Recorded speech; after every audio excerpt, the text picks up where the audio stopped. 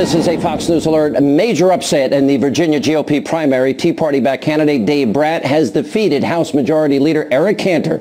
Joining me now with analysis, nationally syndicated radio talk show host, I labeled him the great one, Mark Levin. Mark, you were probably the most prominent public figure supporting this guy. He was on your show last night. He was on your show a number of times before. We had him on for a good 15 minutes tonight. Gave very, very coherent solutions to the problems this country is facing. Talks about a lot of things you talk about, the Constitution. What is your analysis? What happened here tonight? Why did he win? First of all, you just heard him for 15 minutes. Does he sound like a kook to you? I mean, the problem is that every conservative candidate, you can call Tea Party candidate, whatever you want, is dismissed. I hate to say it. It's dismissed by one or two or three of your prominent commentators from time to time because they're pushing different candidates and so forth. I think what's happening is people are sick and tired of centralized government and the impact it has on their life, whether it's Obamacare, whether it's the Chamber of Commerce and the AFL-CIO pushing amnesty, and it is amnesty. Until we secure the border, it's amnesty.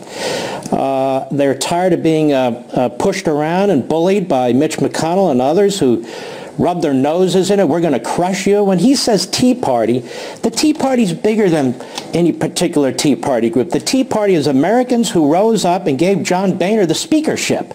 And then to be talked to that way, you know, the analysis has been so wrong the last several months. I looked at Boehner's numbers. Boehner got 69% in the Republican primary against a 30-year-old adjunct professor who had $100,000. That is a disastrous showing for a man who's been there 24 years.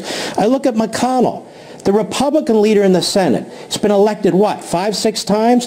He got 60% against a citizen candidate who's never run for office before. I look at Cornyn in Texas. He ran against 4 or 5 candidates who were not well known and underfunded. He got 59%. And folks here keep bringing up Lindsey Graham. Lindsey Graham had 6 opponents who were fighting with each other. They couldn't get behind a single candidate. If he had had a guy like Brat or McDaniels or somebody else, he would have had a tougher night. And look at Mississippi. You have a Republican who's been there forever, Thad Cochran. And there's no reason to back Cochran. His days are over. Everybody knows it. He was beaten in the Republican primary by McDaniel. And what's happening? Haley Barbour and all these other lobbyists are going after him. You look at this, and the Republican Party leadership better wake up. People want a new Republican Party with fresh faces, with vigorous leadership, and they're not getting it, and they want it because the Republican Party is the only organization that can challenge Obama and Schumer and all the others and start to defeat them. You know, Mark, you served in the Reagan administration. You were Ed Meese's chief of staff. And by the way, Brit Hume, I thought, gave a very good analysis tonight about how somebody like yourself, you know, getting behind a candidate, as you did in this case, can have a very powerful impact. And I think in this race it probably did. But Reagan, people forget, challenged the sitting president in '76, nearly beat that sitting president. Now he's viewed, you know, everyone loves Ronald Reagan at this point, but at the time he was taking on the establishment. But he said, is it a third party we need? He said no. It's a revitalized second party with no pale pastels but bold color differences. Do you see an analogy between this time and that time? I do. The people are yearning for a leader. They do not like the status quo, whether it's defended by Republicans or Democrats. They do not like the head of the Chamber of Commerce threatening people, telling them we're going to get amnesty or you're not going to have a nominee. They don't like Mitch McConnell getting up and saying we're going to crush you, or Boehner making his jokes and so forth. And this isn't a joke to the American people. This is their future. And we see the country slipping away, at least the kind of country that we want. And why is it so hard for these guys to articulate our principles? They talk about Reagan, but they're Rockefeller Republicans. And what's ironic about this is the main opponent to Reagan in 1980 was George H.W. Bush. And now it's Jeb Bush, his son, who seems to be the main opponent to conservatives who are trying to rally behind a candidate in order to take this country back. And when I say take this country back, I mean from a president who is an imperial president who every day says he's going to act unilaterally and does across the board. We wake up in the morning, we don't know the next outrageous thing he's going to do. And Congress acts like it has no power It has power. It's got the power of the purse. It's got the power to do other things, and it needs to do it.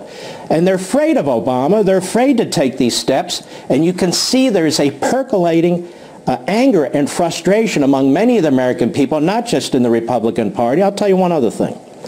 You look at this election in 2012 of Obama. Obama should have been beaten by a halfway competent presidential candidate in the Republican Party who could articulate the principles of the party and expose Obama's fecklessness and weakness.